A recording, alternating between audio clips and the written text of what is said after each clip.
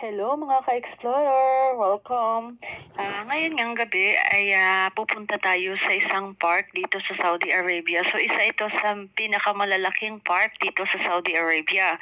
So ngayon, nagbabiyahe na kami papunta doon at maya-maya lamang ay mararating na namin yon. Nadaanan din namin yung Marina Mall na kung saan isa itong mall na malapit dito sa tinitirahan namin.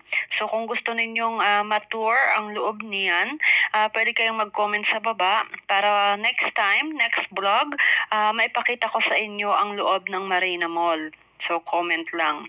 And baka nagtataka kayo dahil bakit gabi tayo pupunta or maggagala dahil po sa panahon ngayon dito sa Saudi Arabia sobrang init po. Opo, tag-init pa po kasi dito, summer season. Kaya kung kayo ay lalabas na kagaya namin na nakaabaya pa, baka matusta po kayo. Charing lang. Oo, so mainit talaga. Hindi mo rin mai-enjoy yung paggala mo kung pupunta ka ng araw. So the best is gabi talaga. So malamig na yung simoy ng hangin, hindi na mainit at maganda rin naman ang view kapag kagabi na. So nakarating na nga kami dito. Bumungad na nga sa amin yung mga palaruan ng mga bata. Opo, so itong park na ito, isa ito sa mga pinupuntahan ng mga pamilya or magpapamilya dito sa Saudi para mag-enjoy at mag-family bonding. Yes po. So dito kasi sa Saudi Arabia, napaka-importante sa bawat pamilya yung family bonding. So ginagawa nila, pumupunta sila dito, nagre-relax, nagpapahangin, naglalakad-lakad. Minsan dito rin sila parang nagpipiknik. Oo. So meron ditong seaside. Oo, may dagat po dito sa park na ito. So ganito yung itsura niya, madilim. Pero makikita mo yung mga ilaw-ilaw niya. So lahat ng ilaw na nakikita ninyo sa malayo na yan po ang buong park. O, 'di ba? Ang laki niya. So kung gusto mong ikukutin 'yan, maiikot mo 'yan. Susundan mo lang itong daan na ito. So maiikot mo yung buong park na ito. Pero sigurado pag naikot mo na 'yan, pagod ka na ganon.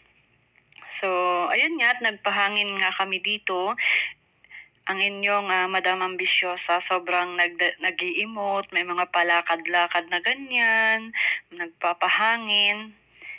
Ayan. So, kapag nalulungkot ako or may problema ako, minsan naho-homesick ako, talagang dito kami pumupunta kasi dito kami nagpapahangin, dito kami nagkukwentuhan, ganon. Nakaka-relax naman kasi talaga siya kasi sa ihip pa lang ng hangin at sa ganda pa lang ng view, talagang marerelax ka. So after nga ng mga ilang minuto na pag-stay namin dun sa seaside, nag-decide na kami or nagyaya na yung husband ng friend ko na kumain daw kami. Nagutom. Oo. So ngayon, sabi niya, tara dito, kain tayo.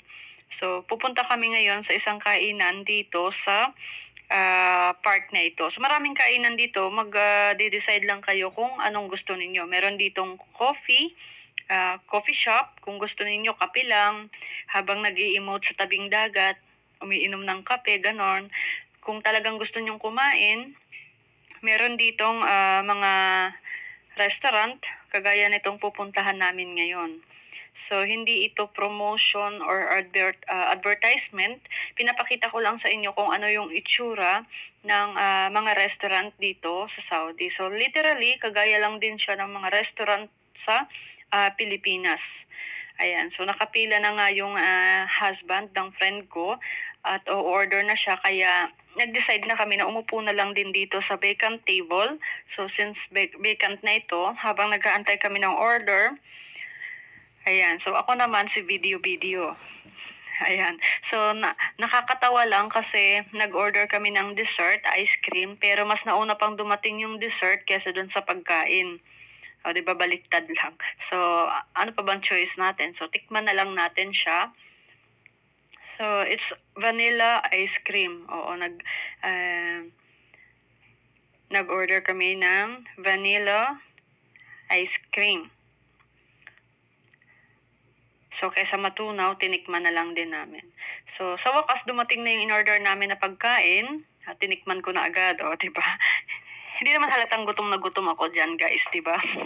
So, yan yung in-order namin. Ang tawag dyan is fish fillet and chicken fillet. So, dalawang flavor yung in-order niya. Para daw naman may option kami. O, di ba? Sana all may option. So, kumain lang kami, sabay-sabay kaming kumain dyan, enjoy namin yung food kasi masarap din naman talaga yung mga foods dito. So, after namin na kumain, nagyaya ulit sila na maglakad-lakad ulit. Ayan, o, di ba, walang kapaguran. Talagang gusto naming ubusin yung lakas namin. Pero since yung friend ko, sabi niya, napapagod na raw siyang maglakad pero gusto niyang ikutin yung park. Kaya nag-request siya dun sa husband niya na sumakay na lang kami dito. Yan, so sumakay kami dyan. Yung husband niya, yung driver, tapos kami ito sa likod, enjoy-enjoy lang. Nag-enjoy kami. Inikot namin yung buong park na nakasakay dito. So, nire-rent din po yan. So, kung gusto ninyo na mag-rent niyan, it's 40 Saudi Riyal for 30 minutes. So, those 30 minutes, maiikot nyo na yung buong park. Ayan. So, nakaka-enjoy, masarap yung simoy ng hangin at talaga namang malilimutan mo ang iyong mga problema. O, diba? Ayan. So, kasama rin namin yung baby niya. Ayan, enjoy din siya, sakay-sakay. So, that's it guys, and thank you!